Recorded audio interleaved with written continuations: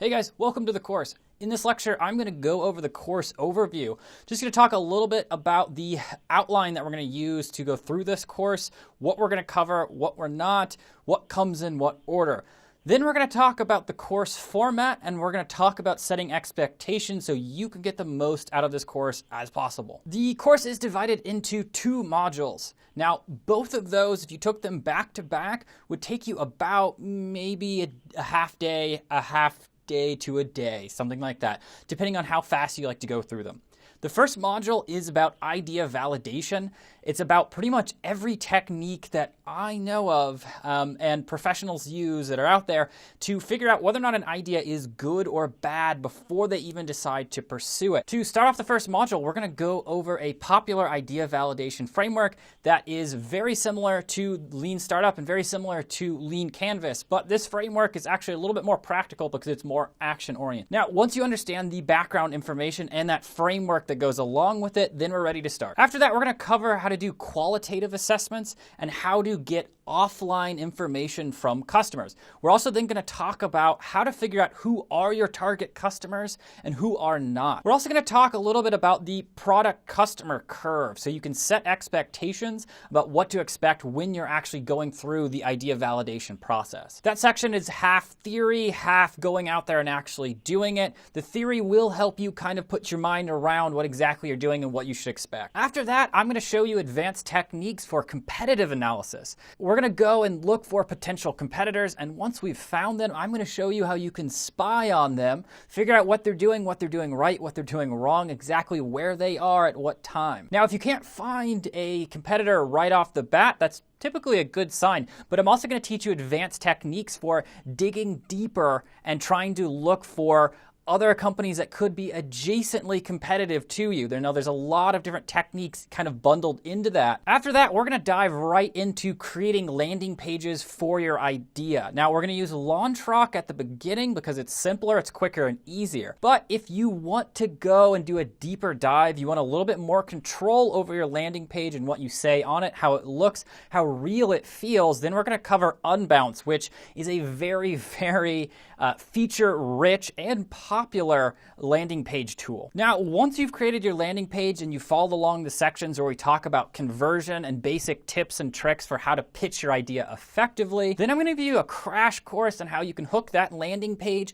up to 3 of the most popular ad platforms out there, Facebook, LinkedIn, and Google, and how you can drive test traffic back to your idea and complete the iteration cycle. Now, I'm going to show you how to do all of this for free, so don't worry when you see that a lot of these places cost money. I'm going to show you how you do Unbounce for free, Launchrock for free, and then all 3 of those ad networks, I'm going to show you how you can get free advertising money to do this experiment. Then wrapping up Module 1, we're going to circle back. I'm going to talk about how you can analyze your results, what exactly are the bar and the thresholds that you need to get over to say this was a success, this was a great idea, or whether or not it's actually not so great and you might need to go back and edit some things. Module 2 starts once we have your pre-validated idea that's 100% bulletproof. Now we're going to take that, and I'm going to first start off by helping you understand what exactly goes into the app and how you can kind of organize your thought process to figure out what exactly do you need, how can you articulate that, and how you can figure out what actually is superfluous or unnecessary and what's essential to what you're building. Then I'm going to introduce you to a framework that we at SprintKick actually use. We call it S times 5. And it'll make sense later in the course when you actually go through that. But that's a conceptual framework we use to take these pre-validated ideas and then create them conceptually and quite literally right after that. After we cover the theory and all that jazz, we're going to jump right into actually doing it. I'm going to show you how you can just take a pencil and paper and actually start sketching out your idea, creating an actual version on paper. Now, I'm going to give you a lot of resources and a lot of support through this process. It's much, much easier than you think. You can follow along with me as I actually build them out with you looking over my shoulder. After that, we take what we've built and we jump right into Balsamiq and Pidoko, and we start creating our first low fidelity wireframe. Now, once you have your low fidelity wireframe, you really will start to see your app or your idea start to actually formalize. Now, once you actually have your first low fidelity wireframe, you can really start to see your idea come to life. You'll have something that you can show to people, and you'll really start whittling down on your idea. It'll start getting better and better and better, and now you can start having real conversations with designers and developers about it. Then to wrap up that module and to cross the finish line, I'm going to show you how you can take Pidoko. Then to wrap that up and cross the finish line, I'm going to show you how we can take Pidoko and take it one step farther. Now we can take design and we can actually add interactivity to it, deploy it, and now we have a fully interactive prototype that we can start going out and having real conversations with. So don't worry, we're going to cover all of this for free. You're never going to spend any money on anything involved in this course unless you obviously opt to and you want to.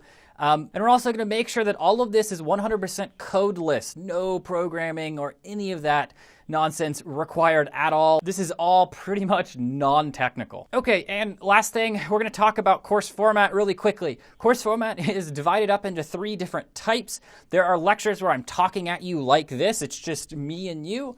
There are going to be lectures where I'm doing screencast and you're literally watching me as I create prototypes or as I go out there and validate the ideas. And then we have other types of lectures where it's more or less you're watching me go and actually create things out in the wild. At the end of the course, I've added a follow-along section where we take a real idea and we spend real sprint kick money on building it, and you can just follow along as I take all of the frameworks and the techniques taught in this course, and I apply it to a real idea. I always suggest that you watch this in a linear fashion. It's always much easier to follow along if you make sure that you don't skip a lecture, but if you already know something, feel free to skip it.